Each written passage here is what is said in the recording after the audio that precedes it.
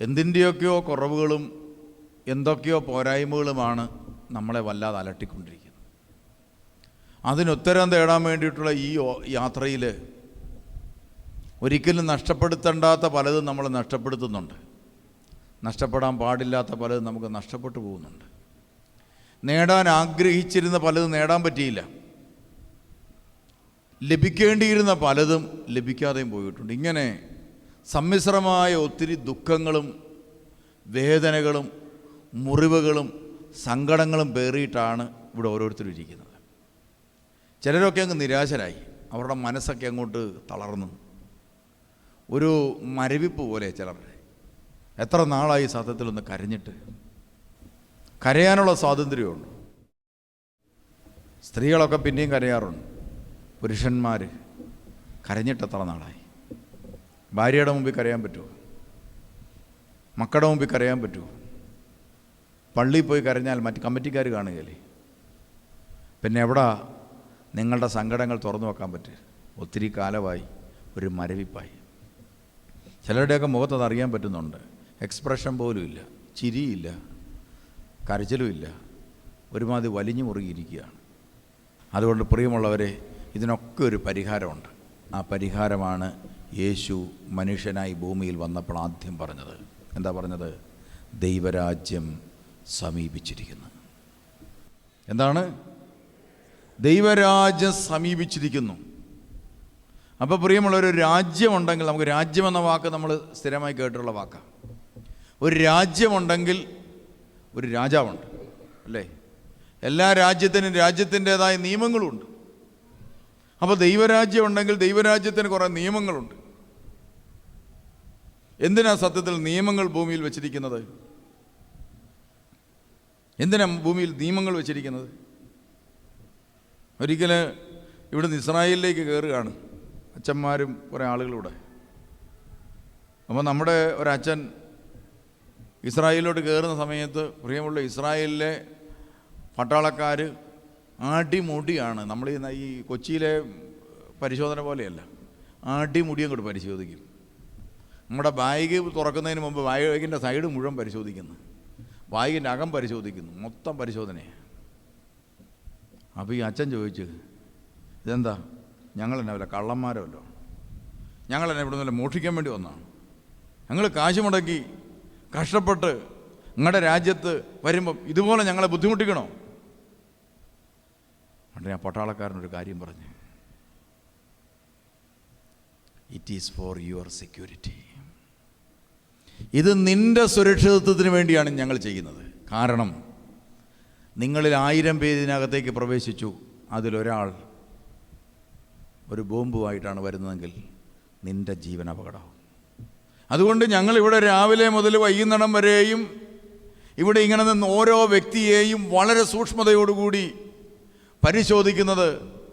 ഏതെങ്കിലും പ്രത്യേക രോഗാണുക്കളെങ്കിലും ഇതിനകത്ത് കയറുന്ന വസ്തുക്കൾ പോലും ഇതിനുള്ളിലേക്ക് വരാതിരിക്കാൻ ഞങ്ങൾ ഓരോ വസ്തുക്കൾ നിങ്ങളുടെ ബാഗ് തുറന്ന് പരിശോധിച്ച് നിങ്ങളെ ഓരോരുത്തരും ഇതിനകത്ത് കയറ്റുന്നത് നിൻ്റെ സുരക്ഷിതത്വത്തിന് വേണ്ടിയാണ്. നീ രാജ്യം വിട്ടു പോകുന്നതിന് മുമ്പ് നിനക്കൊന്നും സംഭവിക്കരുതെന്ന ഞങ്ങളുടെ സ്നേഹം കൊണ്ടാണ് ഞങ്ങൾ ഈ പരിശോധന നടത്തുന്നത് എന്ന് പറഞ്ഞതുപോലെ, പ്രിയമുള്ളവരെ, നമ്മുടെ തമ്പുരാൻ എന്തെങ്കിലുമൊക്കെ നമ്മളോട് പാലിക്കാൻ പറഞ്ഞിട്ടുണ്ടെങ്കിൽ അതൊക്കെ ഈ ഭൂമിയിൽ നിന്ന് നാം വിടുന്നതിന് മുമ്പ് നമ്മുടെ ജീവിത സുരക്ഷിതത്വത്തിന് വേണ്ടി ദൈവം നമുക്ക് നൽകിയിട്ടുള്ളതാണ്. അതുകൊണ്ട് നമ്മൾ ആന്തരിക അർത്ഥം ഉൾക്കൊള്ളുമ്പോഴാണ് നമുക്കതിനെ സ്നേഹിക്കാൻ പറ്റുന്നത്, അല്ലേ? ഞാനൊക്കെ ചിലപ്പോൾ ഓർത്തിട്ടുണ്ട്, എൻ്റെ കൂടെയുള്ളവരും പലപ്പോഴും അത് തന്നെ ഓർക്കാറുണ്ട്. ഈ ട്രാഫിക്കിലൂടെ പോകുമ്പോൾ നമ്മൾ രാത്രിയിൽ സിഗ്നൽ തെളിയും, ചുമന്ന ലൈറ്റ്. അപ്പോൾ രാത്രിയിൽ ചുമന്ന ലൈറ്റ് തെളിഞ്ഞു കഴിഞ്ഞാലുള്ള പ്രശ്നം എന്താണെന്ന് ചോദിച്ചാൽ, പ്രിയമുള്ളവർ, നമ്മളവിടെ വെറുതെ കിടക്കുകയാണ്, എതിരെ വണ്ടിയില്ല, ക്രോസ് വണ്ടി ഓടുന്നില്ല. എന്നാലും എന്ത് ചെയ്യാണ്, നമ്മളൊരു അര മിനിറ്റ് അല്ലെങ്കിൽ കുറേ സെക്കൻഡുകൾ നമ്മുടെ വണ്ടിയോടെ പിടിച്ചിട്ടിരിക്കുക വെറുതെ. അപ്പം ഞാൻ ഓർത്തിട്ടുണ്ട്, ഈ രാത്രിയിൽ ഈ സിഗ്നൽ അങ്ങ് ഒഴിവാക്കാൻ മേലെ. രാത്രി വണ്ടികളില്ലല്ലോ, ഈ സിഗ്നൽ അങ്ങ് ഒഴിവാക്കിക്കൂടെ? ചിലരൊക്കെ ഓർക്കും, വണ്ടി ഉള്ളപ്പോൾ ഇത് നോക്കിയാൽ പോരെ. അതുകൊണ്ട് സിഗ്നൽ കട്ട് ചെയ്ത് ചിലരെന്ത് ചെയ്യും, പാഞ്ഞങ്ങ് പോകും. വണ്ടി ഇടിക്കാറില്ല പലപ്പോഴും. പക്ഷേ ഒന്ന് ആലോചിച്ച് നോക്കി, നമുക്ക് ചുമന്ന സിഗ്നൽ നിൽക്കുമ്പോൾ അപ്പുറത്ത് പച്ച സിഗ്നലാണ്. ആ പച്ച സിഗ്നൽ കണ്ടോണ്ട് ഞാൻ സുരക്ഷിതനാണെന്ന് ഓർത്ത് ഒരാൾ ഇതിലെ പാഞ്ഞു പോവുക. ആ സമയത്താണ് നീ ചുമന്ന സിഗ്നലും കട്ട് ചെയ്തിട്ട് അങ്ങോട്ട് വരുന്നെങ്കിൽ നിയമം പാലിച്ചവന് നീ ആരായിത്തീരും? അവൻ്റെ ജീവന് ഹാനിയായി നീ മാറും. ഉണ്ടോ? എന്ന് മാത്രമല്ല, ഈ ചുമന്ന സിഗ്നൽ ലംഘിച്ചു എന്ന ഒറ്റ കാരണം കൊണ്ട് നിന്റെ ജീവനും അപകടത്തിൽ ചാടും.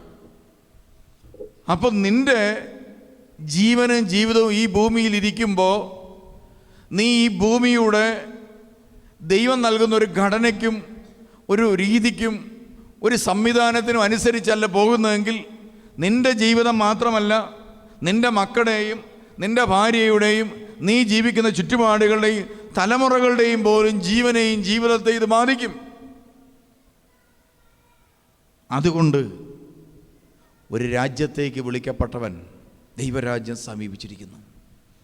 ആ രാജ്യത്തിൻ്റെ നിയമങ്ങളോട് സ്നേഹം പുലർത്താനും ആ രാജ്യത്തെ ഒരു പൗരനെന്ന നിലയിൽ ആ രാജ്യത്തിൻ്റെ നിയമങ്ങളോട് വിശ്വസ്ത പുലർത്തുവാനും നമുക്ക് കഴിയണം. അതിന് പറ്റാതെ പോകുന്നത് നമുക്കറിയാം. നിയമം ലംഘിച്ച് പലതും ചെയ്തു പോകുന്നവരുടെ പിന്നിൽ എന്തൊക്കെയോ ആന്തരിക പ്രശ്നങ്ങളുണ്ട്.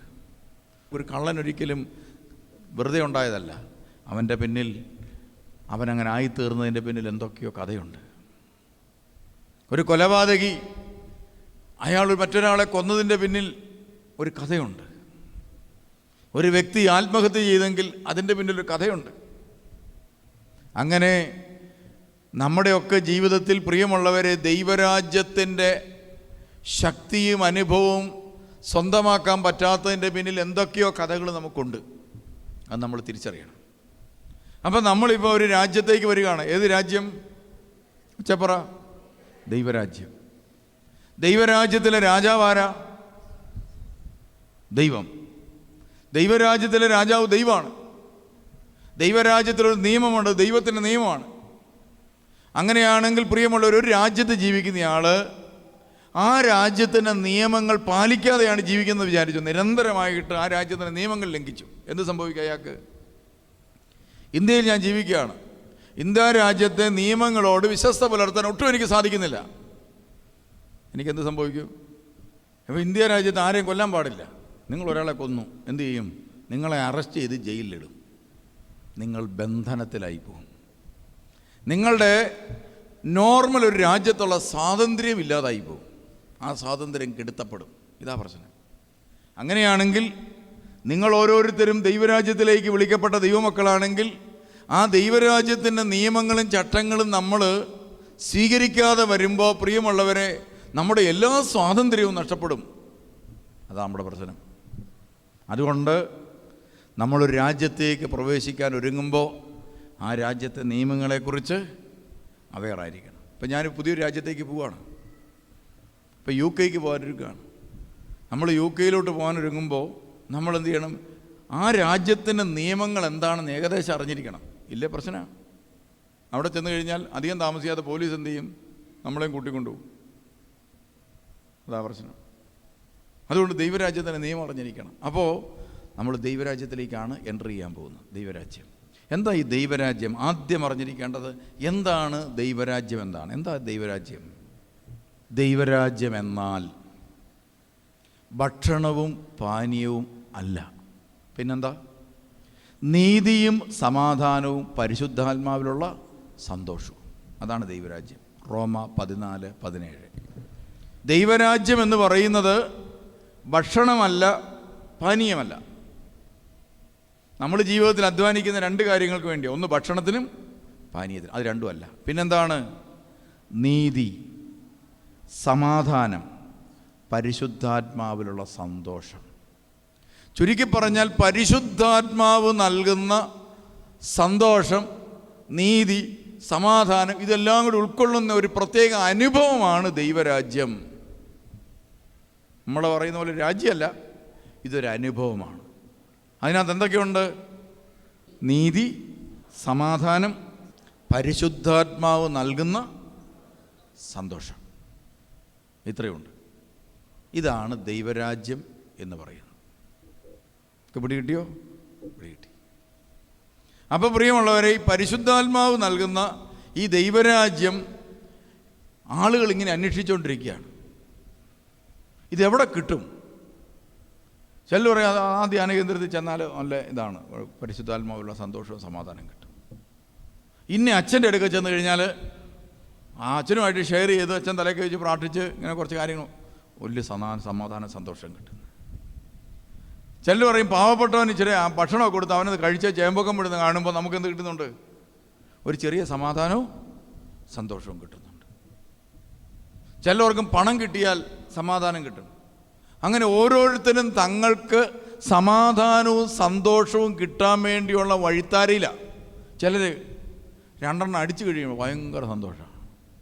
കുറേ നാളുകൾക്ക് മുമ്പ് ഇവിടെ ഒരു ചേട്ടനാണ്, ഭയങ്കര കള്ളുകുടിയൻ. ഈ പുള്ളിയെ പ്രിയമുള്ളവരെ ഭാര്യ നിർബന്ധിച്ച് പിടിച്ചവിടെ കൊണ്ട് ധ്യാനം കൂടിച്ചു. ധ്യാനം കൂടിയിട്ട് ചെന്ന് പുള്ളി ഇങ്ങനെ ഇരിക്കുക, വൈകുന്നേരം ഒന്നും മിണ്ടുന്നുമില്ല, അനങ്ങുന്നുമില്ല, ഇങ്ങനെ ഇരിക്കുക. ഉടനെ പുള്ളിക്കാർ ചോദിച്ചു, നിങ്ങളെന്നാ മനുഷ്യ ഇങ്ങനെ ഇരിക്കുന്നത്, ഒന്നും മിണ്ടാതെ? ഓ, എന്നാ മിണ്ടാനടി, ഞാൻ എന്നാ മിണ്ടാനാ, ഇങ്ങനെ ഇരിക്കുക. എന്നെ പറഞ്ഞിട്ട് പുള്ളി അനങ്ങുന്നില്ല. അവസാനം ഭാര്യ തന്നെ ഒരു 250 രൂപ എടുത്ത് കൊടുത്തു, നിങ്ങൾ പോയി 2 എണ്ണം അടിച്ചേച്ച് വരാൻ പറഞ്ഞു. പുള്ളി വീണ്ടും കള്ളുപിടിക്കാൻ തുടങ്ങി. ഞങ്ങൾ കാര്യം അന്വേഷിച്ച് ചെന്നപ്പോൾ അറിയുന്ന പ്രിയമുള്ളവർ, ഈ പുള്ളി തന്നെ പറയുക, അവളൊരു 250 എടുത്ത് അടിച്ചു, അങ്ങനെ ഞാൻ അടിച്ചെന്നു. കണ്ടോ? അപ്പോൾ ചിലർക്ക് പ്രിയമുള്ളവർ ഈ സന്തോഷവും സമാധാനവും ഒന്നും കിട്ടുന്നത് 2 എണ്ണം അടിച്ചു കഴിയുമ്പോഴാണ്. പക്ഷേ ശാശ്വതമാണ്. നമ്മുടെ പ്രശ്നം എന്താ? നിമിഷ നേരം കൊണ്ട് നമുക്ക് കിട്ടുന്ന സമാധാനവും സന്തോഷവും എത്ര പെട്ടെന്നാകുന്നു പോകുന്നു. നമ്മളെയൊക്കെ ചിലവർക്ക് നമ്മളെല്ലാവരും സ്നേഹിക്കുകയും കരുതുകയും ബഹുമാനിക്കുകയും ചെയ്താൽ എല്ലാം ശരിയാവുന്നു. അതിനുവേണ്ടി എന്താണ്? ആ അംഗീകാരത്തിനും സ്നേഹത്തിനും വേണ്ടി ഇങ്ങനെ നടന്ന് ചില നേതാക്കന്മാരായിത്തീരും, അല്ലേ? രാഷ്ട്രീയ നേതാക്കന്മാർ. അവരൊക്കെ ഇങ്ങനെ ഫോട്ടോയ്ക്ക് പത്രത്തിനകത്ത് വരാൻ നേരത്ത് ഇങ്ങനെ ഇടിച്ച് ഇങ്ങനെ ചാനലിനകത്തൊക്കെ ഇങ്ങനെ തല കാണിക്കും.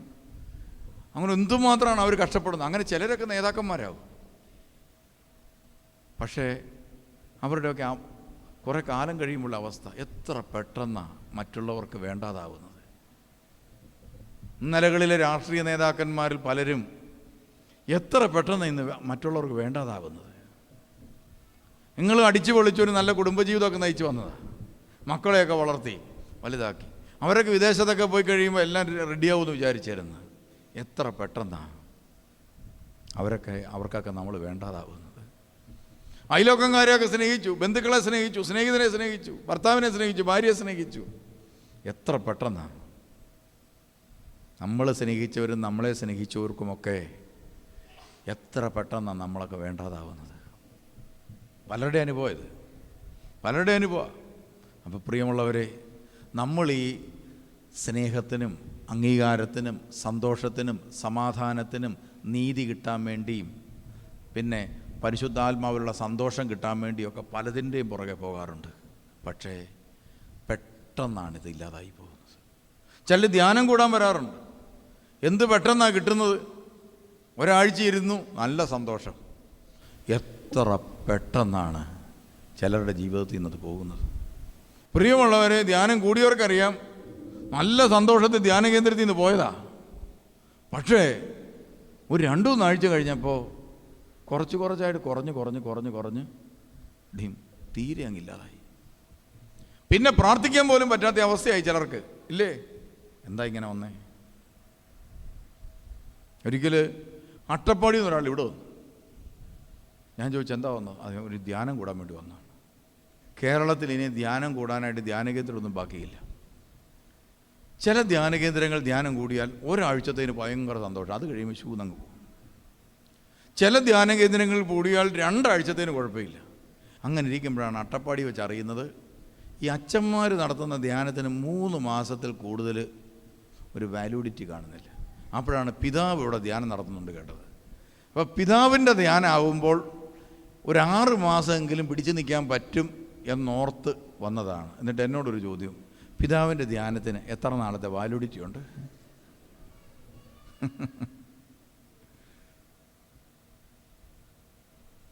അപ്പോൾ പ്രിയമുള്ളവർ, ഒരിക്കലും നഷ്ടപ്പെടാത്തൊരു സമാധാനവും സന്തോഷവും, അതാണ് പരിശുദ്ധാത്മാവ് നൽകുന്നത്.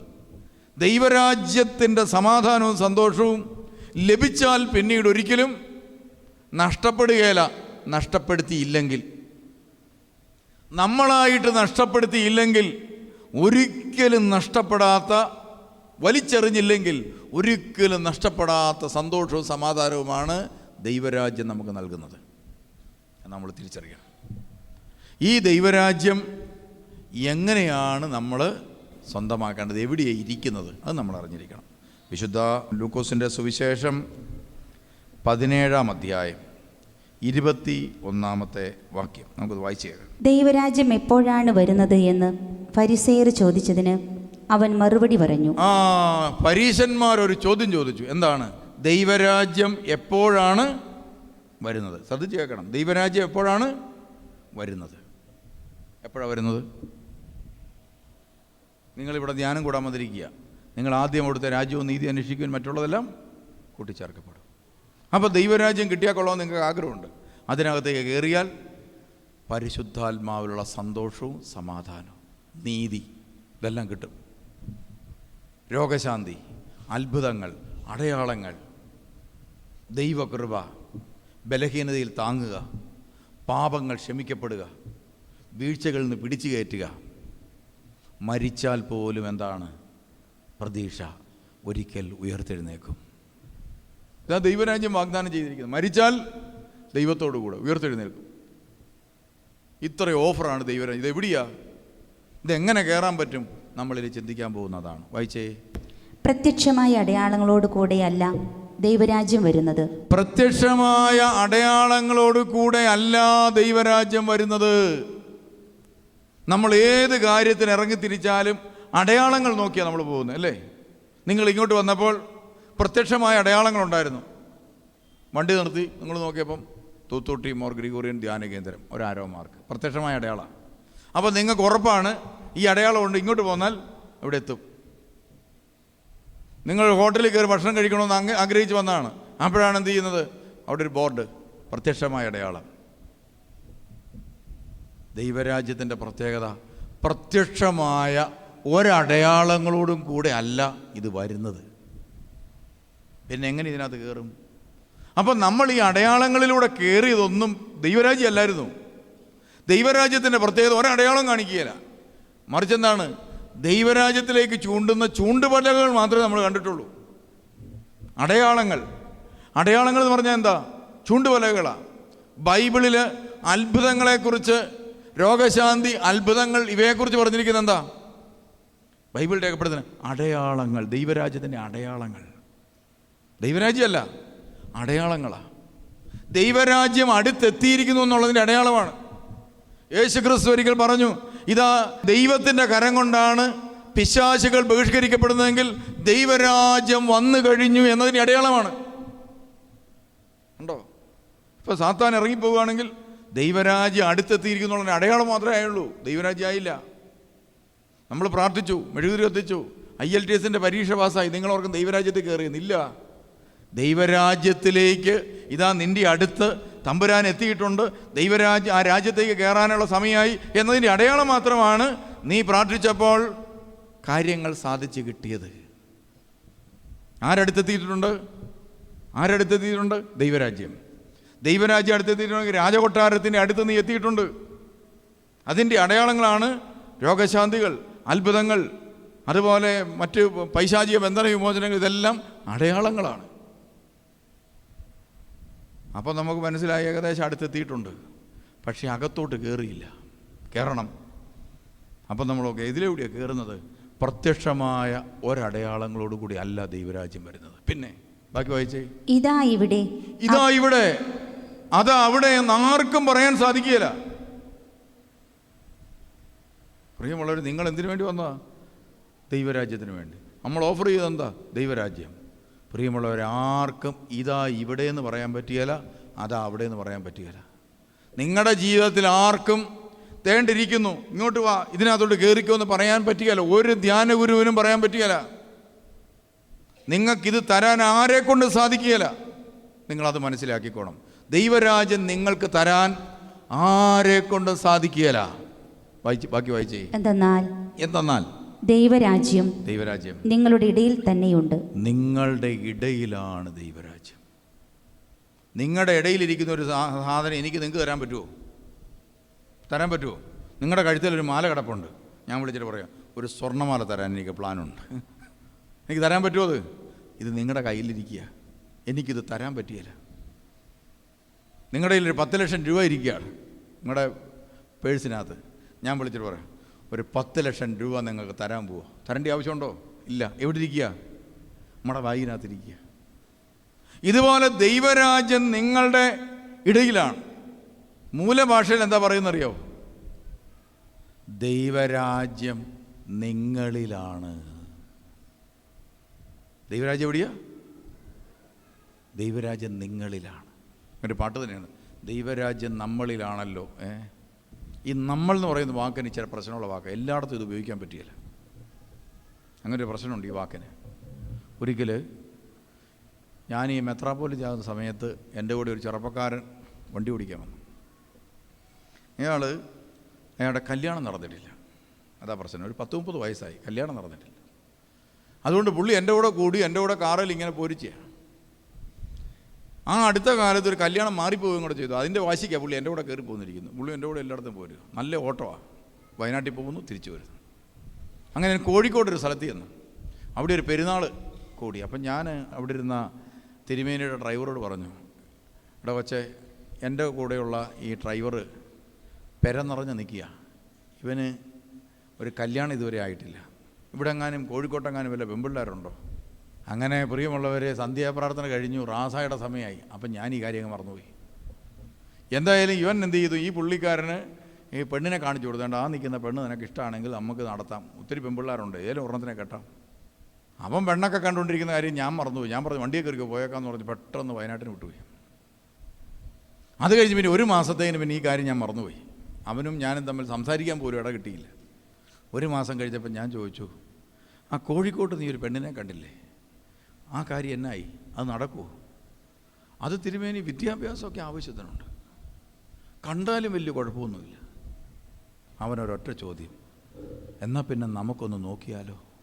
ഞാൻ പറഞ്ഞു, അത് വേണ്ട, നീ തന്നെ കെട്ടിയാൽ മതി. നമുക്കിപ്പോൾ അതായത് പറഞ്ഞു, നമ്മളെന്ന് പറഞ്ഞ വാക്കിന് ഇച്ചിരി പ്രശ്നമുണ്ട്. ദൈവരാജ്യം എവിടെയാ? ദൈവരാജ്യം എന്നിലാണ്. ദൈവം ഭരിക്കേണ്ട സ്ഥലം എൻ്റെ ഹൃദയം, എൻ്റെ മനസ്സ്, എൻ്റെ ആത്മാവ്. അങ്ങനെയെങ്കിൽ ദൈവം വാഴേണ്ട, ദൈവം വന്ന് താമസിക്കേണ്ട, ദൈവത്തിൻ്റെ കൊട്ടാരം പണിയേണ്ട, ദൈവത്തിൻ്റെ പ്രവർത്തന മണ്ഡലം എവിടാണ്? ഞാനാണ്. ഇതാണ് നമ്മൾ തിരിച്ചറിയേണ്ടത്. ഈ ഭൂമിയിൽ ദൈവത്തിൻ്റെ എല്ലാ പ്രവൃത്തികളും ദൈവം ആഗ്രഹിക്കുന്ന പോലെ അക്ഷരാർത്ഥത്തിൽ നിറവേറേണ്ടത് എന്നിലാണ്. അതിന് ഞാൻ എന്നെ വിട്ടുകൊടുക്കാൻ മനസ്സാകുന്നത് എപ്പോഴാണോ അപ്പോൾ ദൈവരാജ്യ അനുഭവം എന്നിൽ വരും. എന്തൊക്കെയാണ് ദൈവരാജ്യ അനുഭവം? നീതി, സമാധാനം, പരിശുദ്ധാത്മാവിലുള്ള സന്തോഷം.